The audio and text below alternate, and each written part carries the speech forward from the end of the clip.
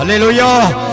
மனுஷனால் தள்ளப்பட்டதா இருக்கலாம், ஆனால் தேவனால் தெரிந்து கொள்ளப்பட்ட நபர், தேவனால் தெரிந்து கொள்ளப்பட்டதும் விலையேறப்பெற்றதுமாயிருக்கிற ஜீவனுள்ள கல்லாகிய அவரிடத்தில் சேர்ந்தவர்களாகிய நீங்களும், ஜீவனுள்ள கல்லாகிய அவரோடு சேர்ந்த நீங்களும் தேவனால் தெரிந்து கொள்ளப்பட்டவர்கள். ஒருவேளை மனிதனால் நீங்கள் தள்ளப்பட்ட நபராயிருக்கலாம். அல்லேலூயா.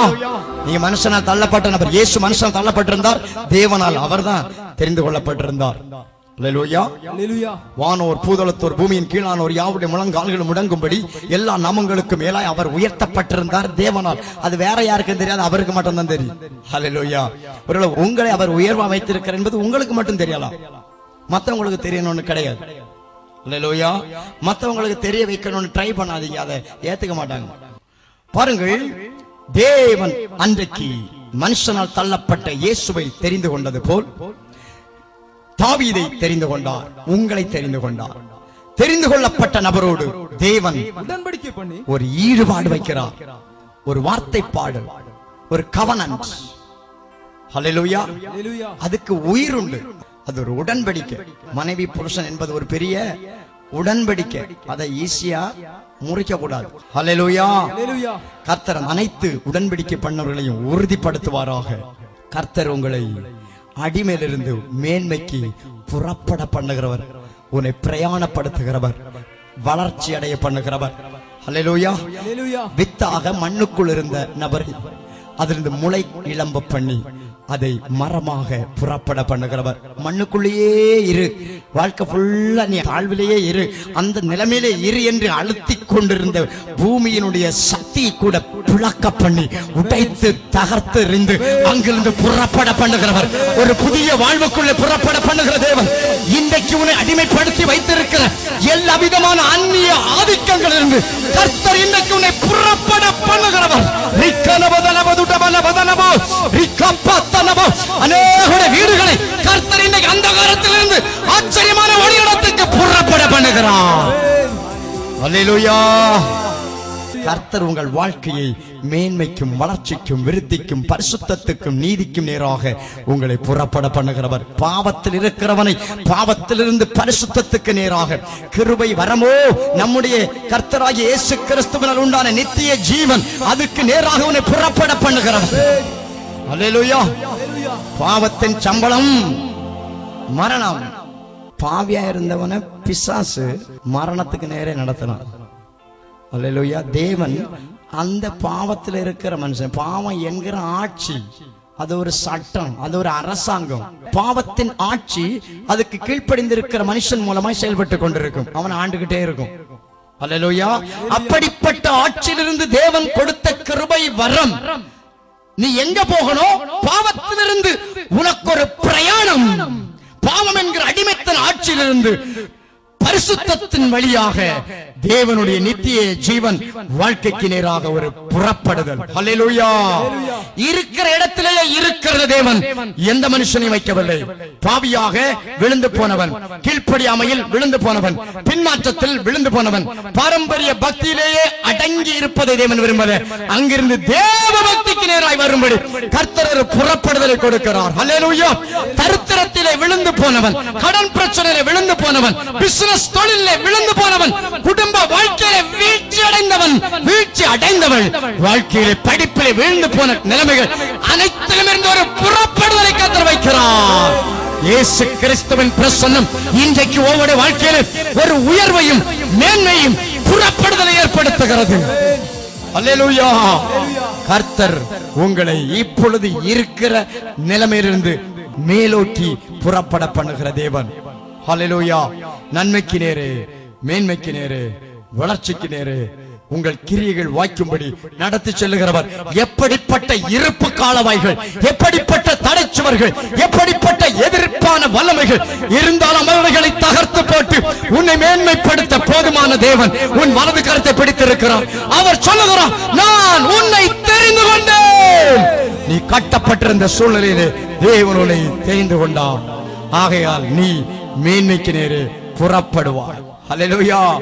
ஆண்டவர் தெரிந்து கொண்டவனை கல்தேய பட்டணத்திலிருந்து புறப்பட பண்ணினார். புற ஜாதிகளுடைய பழக்க வழக்கத்திலிருந்து வெளியே கொண்டு வந்தார். அல்லேலூயா. அவர் உன்னை இருக்கிறதிலிருந்து மேன்மையாக கொண்டு வருகிற தேவன். புறப்பட பண்ணி அவனுக்கு ஆபிரகாம் என்னும் பெயரிட்ட தேவனாகிய கர்த்தர் நீர். அங்க கல்தேயம் வச்ச பேரை மாத்தி கர்த்தர் பேர் வைக்கிறார். அல்லேலூயா. அல்லேலூயா. கல்தேயம் உன்னை பத்தி என்ன சொன்னா? விருத்த சேதனம் இல்லாத உதடுகள், விருத்த சேதனம் இல்லாத இருதயம் உள்ளவன். உன்னை பத்தி என்ன பெயர் உனக்கு சொன்னான்? என்ன பட்ட பெயர், என்ன குற்ற பெயர், என்ன பெயர்? சாத்தான் சொன்னான் பாவி பாவின்னு. கர்த்தர் இன்றைக்கு உன் பெயரையே மாத்துறார். அல்லேலூயா. புறப்பட பண்ணின தேவன். நீ கனி கொடுக்க மாட்டாய், விருத்தி அடைய மாட்டாய், நன்மை அடைய மாட்டாய், தரித்திரன், நீ குட்டுண்டவன், நீ கட்டப்பட்டவன் என்று உனக்கு அநேக நாமங்கள் இருக்கலாம். இன்றைக்கு கர்த்தர் உன்னை விருத்தி அடையும்படி உன் பெயரை மாற்றுகிற தேவன். உன்னை தெரிந்து கொண்ட தேவன் உன்னை குறித்த நாமத்தையே மாற்றுகிறவர். அடிமைத்தனை நீங்கி என்ன எடுத்தாலும் தரித்திரம், என்ன எடுத்தாலும் வாய்க்கல, என்ன எடுத்தாலும் நஷ்டம், எதை செஞ்சாலும் மேன்மை இல்லை, என்ன முயற்சி எடுத்தும் சமாதானம் இல்லை, என்ன பண்ணியும் பிரயோஜனம் இல்லை. அல்லேலூயா. திருப்தியற்ற வாழ்க்கை, நிறைவற்ற வாழ்க்கை, ஜெயமற்ற வாழ்க்கை. கர்த்தர் இன்றைக்கு அந்த பெயரை மாற்றுகிறார். உனக்கு ஜெயமுள்ள வாழ்க்கை தருகிறவர். அல்லேலூயா. உலகம் கொடுத்த பெயர் அல்ல, உலகம் உனக்கு சொன்ன பட்ட பெயர் அல்ல. உலகம் உன்னை எப்படி பார்த்தது அப்படி தேவன் பார்க்கல. உன்னை தேவன் வித்தியாசமா பார்க்கிறார். அல்லேலூயா. கல்தேயர்கள் இவனை ஆபிராமா பார்த்தாங்க, குறைந்தவனாய் பார்த்தார்கள்.